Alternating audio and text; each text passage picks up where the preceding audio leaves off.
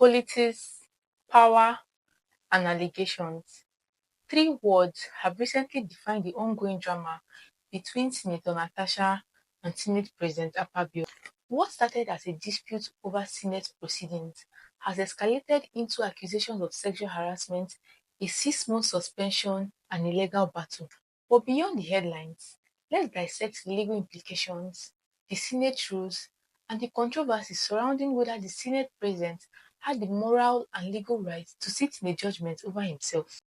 This rift began when the Senate Natasha accused the Senate President Akpabio of inappropriate conduct. Her petition, alleging sexual harassment and abuse of office, was submitted to the Senate Committee on Ethics, Privileges and Code of Conduct. However, the committee dismissed her petition on technical grounds, specifically on the ground that she personally endorsed the complaint instead of having a third party do so, thereby violating the Senate procedural rules. Following this, the Senate moved swiftly and suspended her for 6 months, a decision that ignited a firestorm for debate.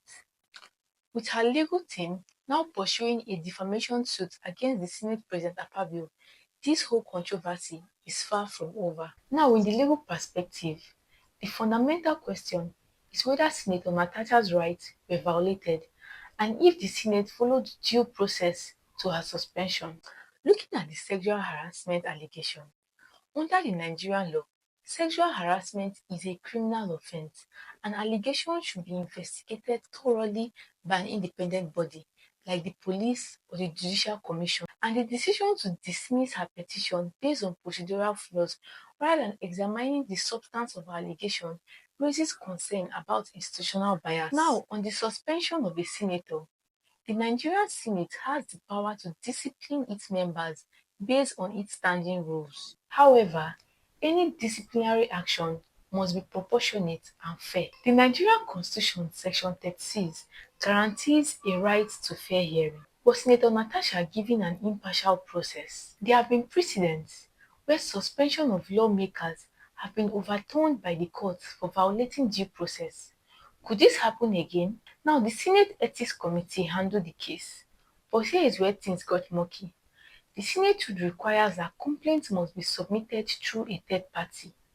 While the technicality of Senator Natasha signing the petition herself may be a breach, should that minor procedural error have invalidated her entire claim? The Ethics Committee, controlled by the Senate leadership, recommended suspension without independent review. Akpabio, as the Senate President, presided over the Senate on the deliberation of a case that directly implicated him. There's this well-established legal principle, nemo judes in causa sua, which means that no one should be a judge in their own case.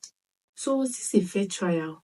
Or was this a predetermined outcome disguised as due process? If you ask me what I think, I will say this case is complex and layered. On the one hand, the Senate has rules that must be followed, and procedural errors are ground for dismissal. But should technicalities overshadow serious allegations? And on the other hand, suspending a senator over such a matter raises questions about fairness and transparency. The biggest concern is whether the Senate President should have been involved at all. The principle of nemo judes in causa sua is there to prevent conflict of interest, but here it seems to have been overlooked. At the end of the day, the real issue isn't about taking sides, it's about ensuring justice and fairness in governance. If the allegations are false, there should be a clear, unbiased process to prove it. If it is true, it should not be dismissed on a mere technicality. The question remains, was all this about protecting the Senate rules, or was it about protecting power? What do you think about all this drama? Drop your thoughts in the comment section and don't forget to like, share, and follow for more real and relatable talks on the law.